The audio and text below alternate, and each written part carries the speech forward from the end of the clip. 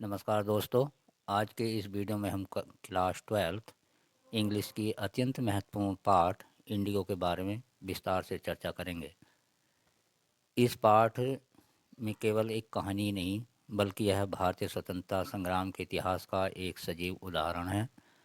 Indigo हमें यह सिखाता है कि सत्य, हिंसा और साहस के बल पर एक साधारण किसान भी बड़े से बड़े साम्राज्य को हिला सकता है। इस पाठ के माध्यम से हमें गांधी जी के नेतृत्व और उनके विचारों, उनके सामाजिक दृष्टिकोण को समझने का एक अवसर मिलता है। इंडिगो के लेखक लुई फिशर थे, एक प्रसिद्ध अमेरिकी पत्रकार और इतिहासकार थे। वे महात्मा गांधी जी से अत्यंत प्रभावित थे और उन्होंने गांधी जी के जीवन पर कई पुस्तकें लिखीं। उनकी एक प्रसिद्ध पुस्तक थी the life of Mahatma Gandhi. उन्हीं से जो उनकी किताब से ये चैप्टर लिया गया है। लुई फिशर ने इस पाठ में गांधी जी के चंपारण में सत्याग्रह का वास्तविक और ऐतिहासिक विवरण प्रस्तुत किया है। ब्रिटिश शासनकाल में बिहार का चंपारण जिला नील की खेती के लिए प्रसिद्ध था। ये नील की खेती जो होती है, इससे जो नीला कलर तैयार किया जाता था, जो कि कपड़ों की रंगाई में काम आता था और फैक्ट्री को जाता था। अंग्रेज बागान मालिक किसानों को 3 कठिया प्रथा के अंतर्गत अपनी ज़मीन के 3/20 हिस्से पर नील उगाने के लिए मजबूर करते थे। नील की खेती किसानों के लिए लाभकारी नहीं थी। मिट्टी की उर्वरता नष्ट हो जाती थी और किसानों को भोजन के लिए फसल उगाने की अनुमति नहीं मिलती थी। जब जर्मनी में सिंथेटिक इंडिगो बनने लगा तो अंग्रेज़ों को प्राकृतिक नील की आवश्यकता नहीं रही, लेकिन फिर भी वे किसानों से ज़बरदस्ती पैसा वसूलते रहे और इस अन्याय ने किसानों का जीवन नरकीय बना दिया। इस आंदोलन की शुरुआत होती है एक गरीब किसान राजकुमार शुक्ला से। वे स्वयं नील की खेती से पीड़ित थे और उन्होंने ठान लिया था कि वे इस अन्याय के खिलाफ आवाज़ उठाएंगे। राजकुमार शुक्ला महात्मा गांधी जी से पहली बार लखनऊ कांग्रेस अधिवेशन में मिले। वे गांधी जी से आग्रह करते हैं कि वे चंपारण आकर किसानों की स्थिति को स्वयं देखें। हालांकि गांधी जी व्यस्त होते हैं, फिर भी शुक्ला उनका पीछा नहीं छोड़ते। वे हर जगह गांधी जी के साथ जाते हैं, कानपुर, अहमदाबाद, कोलकाता। आखिरकार गांधी जी उनके दृढ़ निश्चय से प्रभावित होकर चंपारण जाने के लिए सहमत हो जाते हैं। 1917 में महात्मा गांधी जी चंपारण पहुंचते हैं।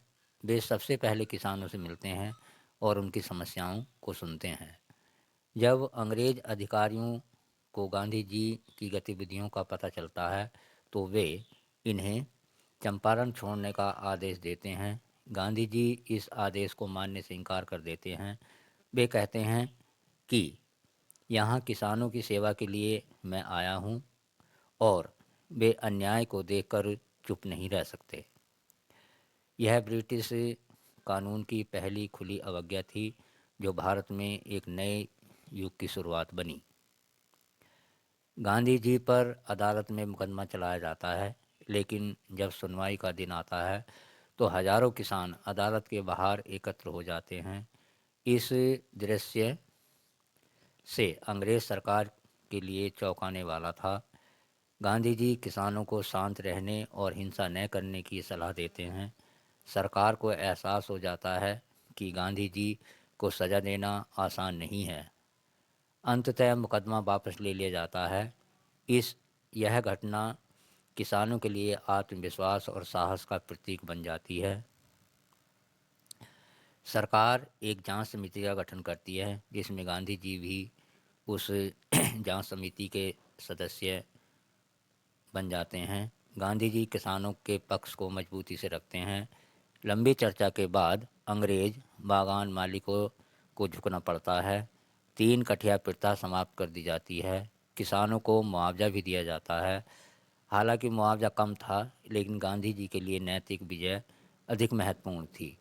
इससे किसानों को यह विश्वास मिला कि वे अपने अधिकारों के लिए भी लड़ सकते हैं।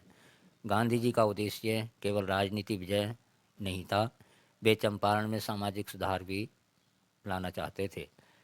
गांवों के स्कूल खुलवाए उन्होंने, स्वच्छता अभियान चलाया, स्वास्थ्य और सफाई पर ध्यान दिया, महिलाओं और बच्चों को शिक्षित करने का प्रयास किया। गांधी जी मानते थे कि सच्ची आज़ादी तभी संभव है जब समाज आत्मनिर्भर बने। इस आंदोलन में महिलाओं की भूमिका महत्वपूर्ण थी। गांधी जी की पत्नी कस्तूरबा गांधी और अन्य महिलाएं गांवों में जाकर महिलाओं को स्वच्छता और शिक्षा का महत्व समझाती। यह दिखाता है कि स्वतंत्रता आंदोलन में केवल पुरुषों का आंदोलन ही नहीं था, बल्कि महिलाओं ने भी इसमें बराबर की भागीदारी की। इंडिगो पाठ से हमें कई महत्वपूर्ण संदेश मिलते हैं। सत्य और अहिंसा सबसे शक्तिशाली हथियार है।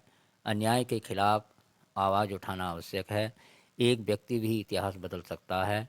नेतृत्व का अर्थ केवल आदेश देना नहीं, बल्कि सेवा करना है। सामाजिक सुधार राजनीतिक स्वतंत्रता से भी अधिक महत्वपूर्ण है।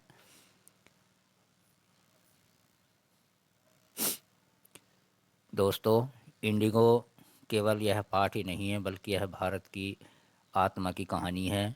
यह हमें सिखाता है कि जब अन्याय बढ़ जाता है, तब सत्य और साहस से उसका अंत किया जाता है। महात्मा गांधी का चंपारण सत्याग्रह भारतीय स्वतंत्रता आंदोलन की नींव था। आज भी यह पाठ हमें प्रेरणा देता है। हम अन्याय के सामने कभी नहीं झुकें। अगर आपको यह वीडियो अच्छा लगा हो तो लाइक कीजिए, शेयर कीजिए, सब्सक्राइब कीजिए और मेरे चैनल पर बने रहें। और वीडियो देखने के लिए धन्यवाद।